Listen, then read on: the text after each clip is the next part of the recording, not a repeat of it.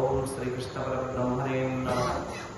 వేదా వినాశినం నిత్యం యయేనమజమవ్యయం కథం స పురుషః పార్థ కంఘాతయతి హంతికం వాసాంసి జీర్ణాని యథా విహాయ నవాని గృహ్ణాతి నరోపరాని తథా శరీరాని విహాయ జీర్ణాత్ అన్యాని సంయాతి నవాని దేహి నైనం ఛిందంతి శస్త్రాని నైనం దహతి పావకః నచైనం క్లేదయంత్యాపో న శోషయతి మారుతః అచ్ఛేద్యోయమదాహ్యోయం అక్లేద్యో శోష్య ఏవ చ నిత్యః సర్వగతస్థాణుః అచలోయం సనాతనః అవ్యక్తోయమచింత్యోయం అవికార్యోయముచ్యతే తస్మాదేవం విదిత్వైనం నానుశోచితుమర్హసి. శ్రీకృష్ణ పరమాత్మ అర్జునుడికి ఉపదేశం చేస్తూ సాంఖ్యయుగంలో ఈ ఆత్మకు సంబంధించి ఆత్మ ఆత్మ అని అందరూ అంటూ ఉంటారు. తెలిసిన వాళ్ళు పలుకుతుంటారు, తెలియని వాళ్ళు పలుకుతుంటారు ఆత్మ. కానీ ఆత్మ అంటే ఏంటి తెలుసుకోవాలి. దానికి సంబంధించి వివరణ ఇస్తున్నారు ఈ శ్లోకాల్లో. ఓ అర్జున, వేదా వినాశినం, తెలుసుకో. ఏం తెలుసుకో? ఆత్మ నాశనం లేనిది అని తెలుసుకో. ఆత్మకు నాశనమే లేదు. మిగతా అన్నింటికీ నాశనం ఉంటుంది సృష్టిలో. ఏది తీసుకున్నా అన్నీ నాశనమైపోయేవే. ఒకే ఒక్కటి నాశనం కాని వస్తువు ఉంది, అది ఆత్మ. నిత్యం, దాని లక్షణం. నిత్యం అంటే ఎప్పుడు ఉంటుంది. భూతంలో అంటే భూతకాలంలో ఉంది, వర్తమాన కాలంలో ఉంటున్నది, భవిష్యత్తులో కూడా ఉంటుంది. నిత్యము, మార్పే లేనటువంటిది. ఆత్మ నాశనం లేనటువంటిది ఒకటి, నిత్యము ఉండేటటువంటిది ఆత్మ.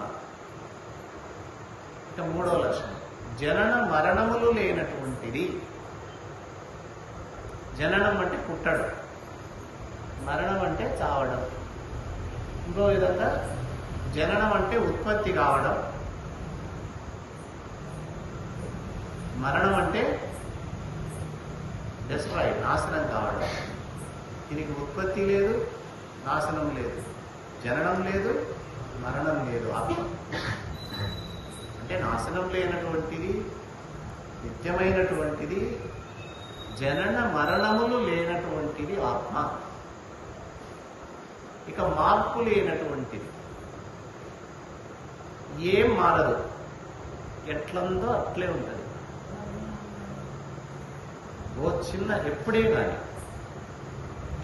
దేశం మారినా, కాలం మారినా, ఏం మారినా అందులో ఎటువంటి మార్పే ఉండదు. మిగతావన్నీ మార్పు చెందేటివే.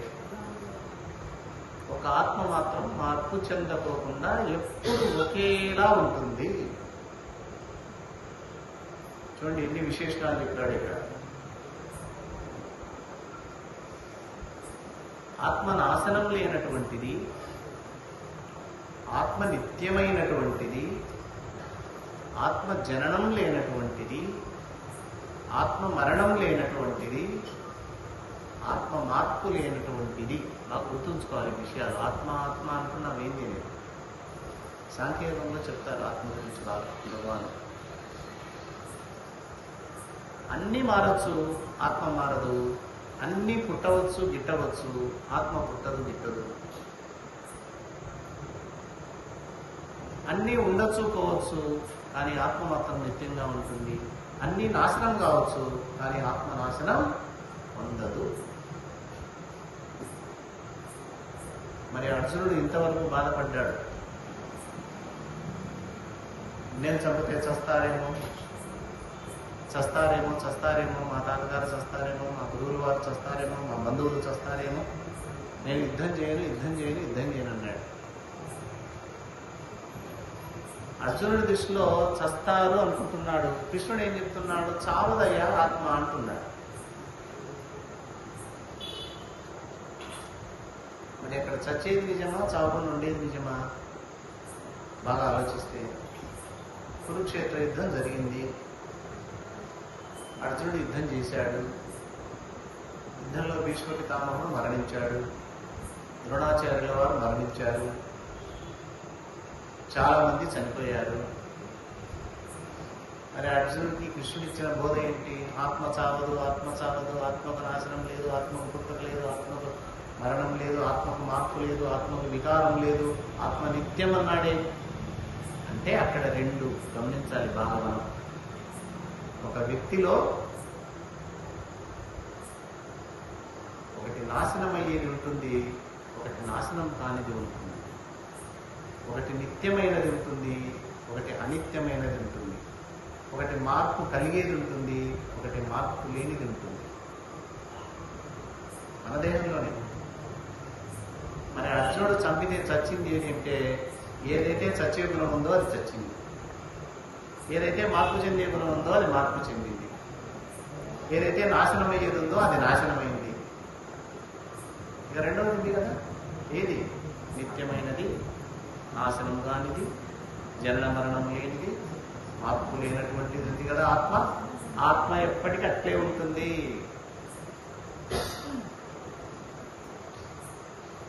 ఒక వ్యక్తి మరణించాడు అంటే దేహం మరణిస్తుంది, దేహము మరణిస్తుంది. అది నువ్వు ఎప్పటికైనా మరణించాల్సిందే. ఎందుకంటే దానికి పుట్టడం ఉంది, గిట్టడం ఉంది, మార్పు ఉంది. అది శాశ్వతం కాదు, అది నాశనం అయ్యేదే. ఈరోజు కాకపోతే రేపు, రేపు కాకపోతే ఎల్లుండి ఖచ్చితంగా జరుగుతుంది. కాబట్టి ఈ దేహము నాశనమైంది. ద్రోణాచార్యుడి దేహంలో ఉన్నటువంటి ద్రోణాచార్యుడు మాత్రం నాశనం కాదు. ఆయన దేహం పోయిందే తప్ప ఆయన పోడు. భీష్ముడి దేహం పడిపోయిందే కానీ భీష్ముడు పోడు. భీష్ముడు అని దేహానికి పేరు పెట్టాము, ద్రోణాచార్యుడని ఆ దేహానికి పేరు పెట్టారు. ఆ దేహంలో ఉన్నటువంటి ఆత్మ అందరికి ఒకటే పేరే, నీలో నీలో నీలో నీలో నీలో నాలో. ప్రతి ఒక్కరి లోపల ఆత్మ ఉన్నది.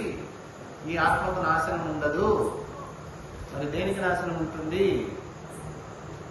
ఈ శరీరానికి. కాబట్టి మనం అంతా ఏడుస్తుంటే దేనికోసం తెలుసా?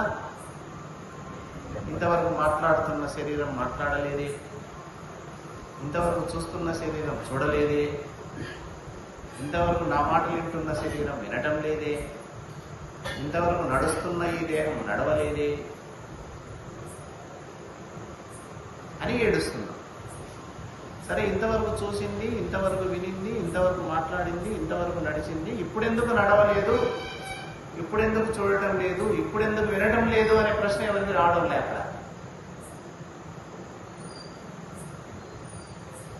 కారణం, ఇంతవరకు ఫ్యాన్ తిరుగుతుంది, ఇప్పుడు తిరగడం లేదే అనే ఆలోచన వస్తానే ఏం చెప్తాం? జవాబు ఏమొస్తుంది?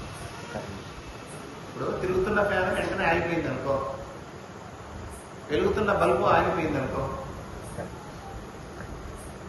ప్రతి ఒక్కరికి బాధ కాదు అక్కడ వచ్చేది. ఫ్యాన్ తిరగలేదు కదా, బల్బు వెలగలేదు కదా, కారణం కరెంటు పోయింది. అంటే ఈ ఫ్యాన్ తిరగడానికి, ఈ బల్బు వెలగడానికి ప్రధాన కారణం విద్యుత్ శక్తి, కరెంట్. అలాగే ఈ దేహం చూడడానికి, వినడానికి, మాట్లాడడానికి, నడవడానికి, అన్ని కార్యములు చేయడానికి కారణం ఈ దేహంలో ఒక కరెంట్ ఉంది. దాన్ని చైతన్యం అంటాం, దాన్ని ఆత్మ.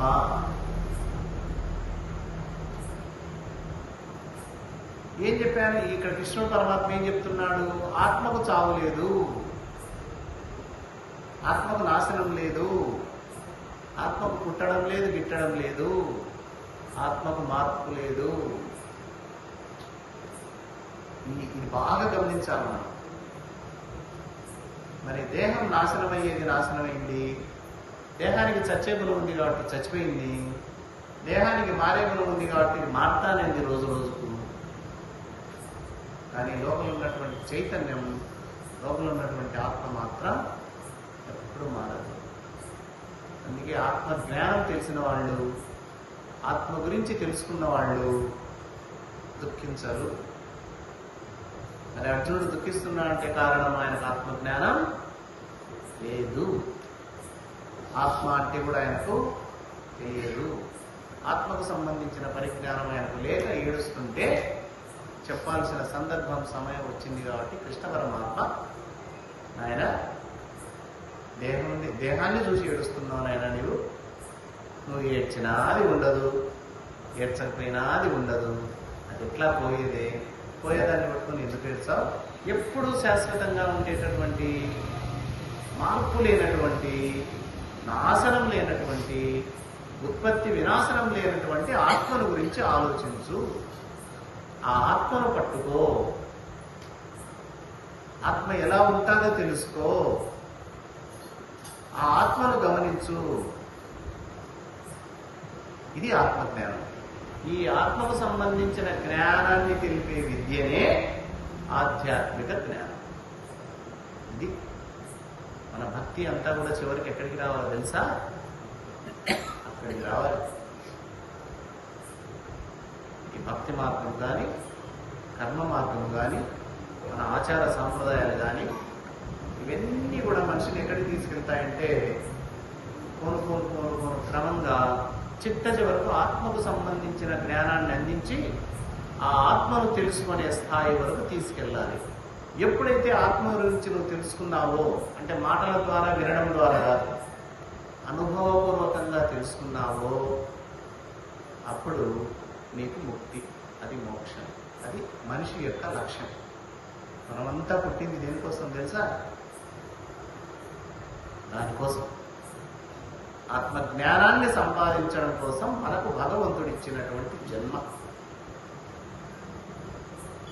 ఎందుకు ఈ గ్రంథాన్ని తీసుకున్నాము? శ్రీకృష్ణ పరమాత్మ అర్జునుడికి బోధించినటువంటి గీతా సారాంశాన్ని తెలుసుకోవడానికి తీసుకున్నాం. ఇది దీని యొక్క లక్ష్యం. కానీ తెలియని వాళ్ళు ఏం చేస్తారు? దీన్ని ఒక అల్పంగా భావించి దీన్ని చించివేయవచ్చు, దీన్ని కాల్చివేయవచ్చు, దీనిని నాశనం చేయవచ్చు, దీన్ని పక్కన విసిరివేయవచ్చు.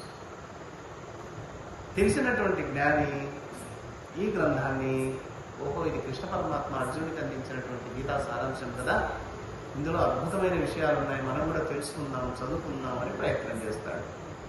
అందుకే నీవు కూడా భగవంతుడిచ్చినటువంటి జన్మను ఎందుకు ఇచ్చాడు అంటే ఆత్మజ్ఞానం కోసం ఇచ్చాడు. మరి ఆత్మజ్ఞానం కోసం ఇచ్చినటువంటి దేహాన్ని ఆత్మజ్ఞానార్జన కోసం ఉపయోగించకుండా వేరే పనులకు ఉపయోగించి లేనిపోని అనర్థాలు తెచ్చుకొని, లేనిపోని దుఃఖాలు తెచ్చుకొని, కర్మలన్నీ చేసుకుంటూ మళ్ళీ జన్మించడం, మళ్ళీ మరణించడం, మళ్ళీ జన్మించడం, పునరపి జననం, పునరపి మరణం, పుట్టడం చావడం, పుట్టడం చావడం, పుట్టడం చావడం, ఇదే మ్యారేజ్కి వెళ్ళిపోతున్నారు. ఈ పుట్టడం, ఈ చావడం లేనటువంటి ఆత్మజ్ఞానాన్ని తెలుసుకుంటే ఇది లేదు కదన్నా. దాని వైపు మనం అడుగులు వేయాలి. అందుకోసమే భగవద్గీత కృష్ణుడు ఉపదేశించాడు. ఇది ఆత్మ యొక్క లక్షణం. ఇంకా ఏం చెప్తున్నారు చూడండి, 22వ శ్లోకం. వాసాంసి జీర్ణాని యథా విహాయ నవాని గృహ్ణాతి నరోపరాని తథా శరీరాని విహాయ జీర్ణా అన్యాని సంయాతి నవాని దేహి. మానవుడు దేహానికి ఈ వస్త్రాన్ని వేస్తున్నాం, అందరం వేసుకుంటున్నాం వస్త్రాలు. ఈ వస్త్రాన్ని నేను ఎన్నాళ్ళు ఉంచుకుంటాను దేహం మీద? ఈరోజు, రేపు, ఎల్లుండి, లేకపోతే ఇంకో రోజు కొన్నాళ్ళు. ఏమైతుంది? ఈ వస్త్రం మాసిపోతుంది లేదా చినిగిపోతుంది. మాసిన వస్త్రాన్ని, చినిగిన వస్త్రాన్ని నువ్వు ఎలా ఇప్పి పక్కన పడేస్తున్నావో, మాసిపోయిన చొక్కా ఇప్పేసేటప్పుడు ఎవరైనా ఏడ్చినారా? ఒకరన్నా ఏడ్చాం, ఇలా సంతోషపడతాం. చిన్నపిల్లలైతే ఆటలు ఆడుకొని ఇదంతా మురికి పట్టించుకుంటారు సాయంత్రానికి. అమ్మ సాయంకాలం ఇంటికి రాగానే చొక్కా అంత ఏదైనా మాపుకున్నావు, ఎట్లా మాపుకున్నావే అని టగటగ గుండీలు తీసేసి చొక్కా ఎప్పి స్నానం చేసి కొత్త వస్త్రాలు వేస్తుంది. ఏడ్చినాడు పిల్లలు? మనం ఏమన్నా చొక్కా వదిలేటప్పుడు ఏడ్చినామా? ఏడ్చలేదు. మాసిన వస్త్రాన్ని, చిరిగిన వస్త్రాన్ని వదిలివేసి వెంటనే ఏం ధరించుతున్నాం? నూతన వస్త్రాన్ని, ఉతికిన వస్త్రాన్ని ధరించుతూ ఉన్నాము. కొత్త వస్త్రాలు, ఉతికిన వస్త్రాలు వేసుకున్నప్పుడు నీకు ఎట్లుంటుంది? ఆనందంగా ఉంటుంది. అంతవరకు ఉన్నటువంటి మలినమైన వస్త్రాలు తీసేసినప్పుడు ఏ బాధ ఉండదు. కొత్త వస్త్రాలు వేసుకున్నప్పుడు ఆనందంగా ఉంటుంది. అలాగనే ఆత్మ కూడా, అంటే నీవు కూడా, నేను కూడా మాసిన దేహాన్ని వదిలేసినప్పుడు,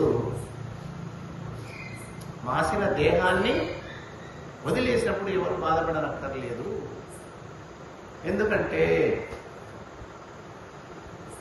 మాసిన దేహాన్ని వదిలిన తర్వాత వెంటనే ఒక నూతన దేహం నీ కోసం సృష్టించబడి ఉంటుంది.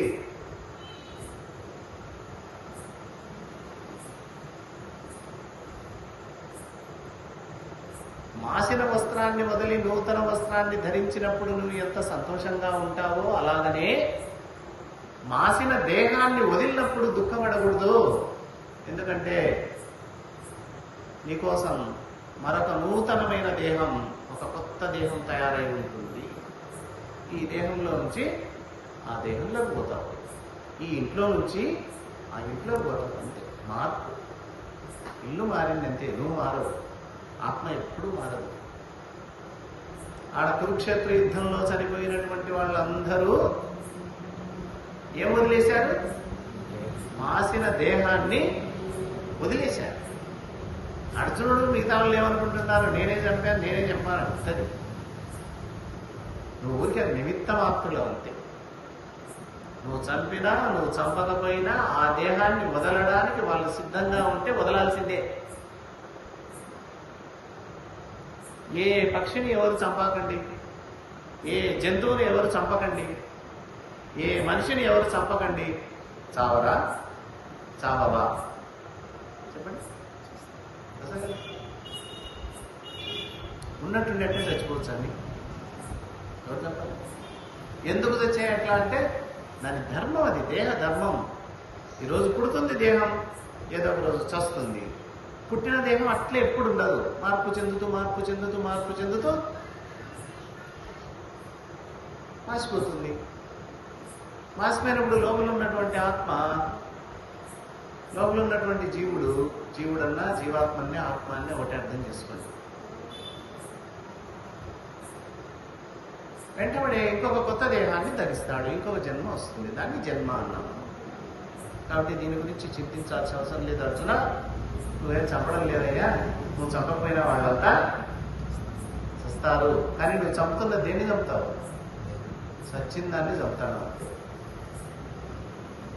చచ్చిన దాన్ని చంపుతున్నావు తప్ప చావని దాన్ని, నిత్యమైన దాన్ని నీవు చంపలేవు, ఎవరు చంపలేవు, ఎవరు చేత కాదు. కొంచెం బాగా వినాలి. మరి అర్జునుడు కానీ ఎవరైనా చేసి చంపింది ఎవరిని అంటే చచ్చిన దేహాన్ని చంపి వీళ్ళు యాక్షన్ చేస్తారు, నేను చంపినానని. అంతే. ఎవరైనా